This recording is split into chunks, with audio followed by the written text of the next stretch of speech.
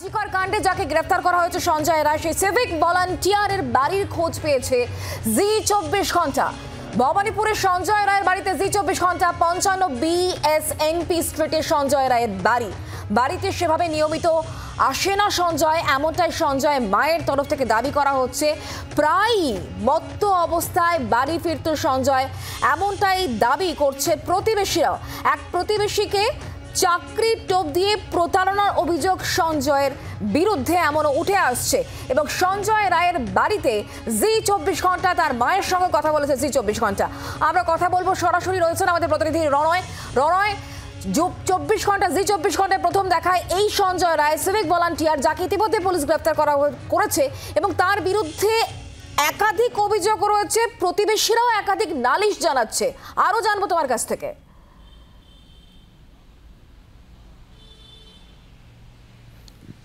দেখো, শম্ভুনাথ পণ্ডিত স্ট্রিটের যে গলিতে এই সঞ্জয়ের বাড়ি, সেখানকার প্রতিবেশীরা কিন্তু রীতিমতো ক্ষিপ্ত এই সঞ্জয়ের ওপর।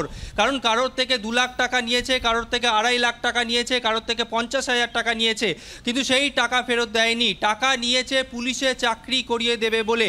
এলাকার বাসিন্দাদের সে চমকাতো, ভয় দেখাতো। সে বলতো সে বড় বাবুর গার্ড, কাউকে বলতো সে 4th ব্যাটালিয়নে কাজ করে কলকাতা পুলিশের, কাউকে বলে যে হোমগার্ডে সে রয়েছে, কাউকে বলে সে বড় অফিসার। এমনই সে বলে বেড়ায়। এই বলে বেরিয়ে কারো থেকে সে পুলিশে চাকরি করিয়ে দেওয়ার নামে টাকা নিয়েছে, কিন্তু সেই টাকা ফেরত দেয়নি। চাকরিতে 2 টাকাও দেওয়া হয়নি, এমনটাই অভিযোগ। শুধু তাই নয়, এলাকার কিছু বাসিন্দা আমাদের ক্যামেরার সামনে বলেছে, কেউ আবার অফ দ্য রেকর্ড অর্থাৎ ক্যামেরার সামনে বলতে চাইনি। তারা বলছেন যে অত্যন্ত বাজে, অত্যন্ত জঘন্য এই ছেলে। তার 3টে থেকে 4টে বিয়ে হয়েছে, কোনো বউ তার সঙ্গে থাকে না, একটা বউ মারাও গেছে, এমনও বলছেন এলাকার বাসিন্দারা। এখানে যে সমস্ত মহিলারা থাকে, মা বোনেরা থাকে, তাদেরকে কুনজরে দেখতো এই সঞ্জয় রায়, এমনও অভিযোগ। গত 2 বছর ধরে এলাকার বাসিন্দারা তাকে ঠিক মতন দেখতে পারেনি।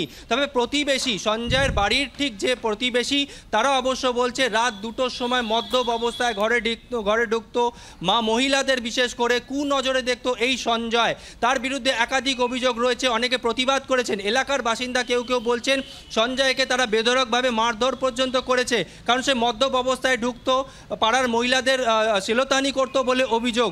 তবে এর আগেও তারা অনেকবার প্রতিবাদ করেছে এই বিষয়। পাশাপাশি তোমাকে জানিয়ে রাখি, জি 24 ঘন্টার তরফে সঞ্জয়ের এক বোনের সঙ্গে আমাদের ফোনে কথা হয়েছে। তিনি যেমনটা বলছেন যে গত 6 মাস ধরে সঞ্জয়ের সঙ্গে তাদের কোনো যোগাযোগ নেই। সঞ্জয় কোথায় থাকে, কি করে, কি কাজ করে, তারা কিছু এই বিষয়ে জানেন না। একই সঙ্গে আমরা জানতে চাই যে সঞ্জয়কে ইতিমধ্যে পুলিশ গ্রেপ্তার করেছে। আরজিকর হাসপাতালে যে তরুণী চিকিৎসককে ধর্ষণ করার পর খুন করা হয়েছে, সেই ঘটনা সঞ্জয় গ্রেপ্তার হয়েছে। তার দাদা অর্থাৎ সঞ্জয় কি এই কাজ করতে পারে? তার বোনকে যখন জিজ্ঞাসাবাদ করা হয়, তিনি অস্বীকার করছেন। তিনি বলছেন এই ধরনের তো কাজ করতে পারেন না। তবে এলাকার বাসিন্দারা বলছেন সঞ্জয় এই ধরনের কাজ করতে পারে, 100% নিশ্চিত তারা। কারণ এর আগেও এই গলিতে, এই পাড়ায় মা বোনেদের সঙ্গে এই ধরনের আচরণ করেছে এই সঞ্জয়, এমনটাই অভিযোগ। তবে এখানে পুলিশ কর্তাদের দেখা মেলেনি, এমনটাই অভিযোগ। তার মায়ের সঙ্গে আমরা কথা বলেছিলাম। এলাকার বাসিন্দারা অবশ্য বলছে যে তার মা একাই থাকে। তার যে 4 মেয়ে, তার মধ্যে 3 মেয়ে রয়েছে। সেই মেয়েরা আসে, তাকে টাকা পয়সা দেয়, তারাই সংসার চালায়। তবে এলাকার বাসিন্দারা কিন্তু রীতিমতো ক্ষিপ্ত।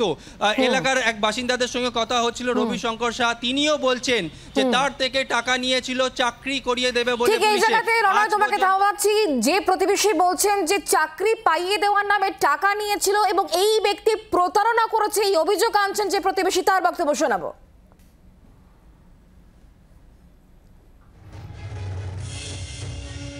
সঞ্জয় আমার সাথে বন্ধুত্ব করে, ঠিক আছে, পুলিশের চাকরি দেওয়ার নামে ও আমাদেরকে ঠকিয়েছে 2,20,000 টাকা। ও আমাকে বললো আমার বেহালাতে ফ্ল্যাট আছে, সেটা বিক্রি করে তোকে আমি টাকা দেব।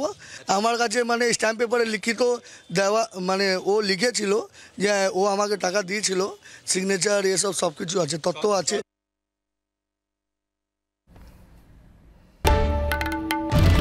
বাংলার আওয়াজ, বাঙালির আবেগ, জি 24 ঘন্টা।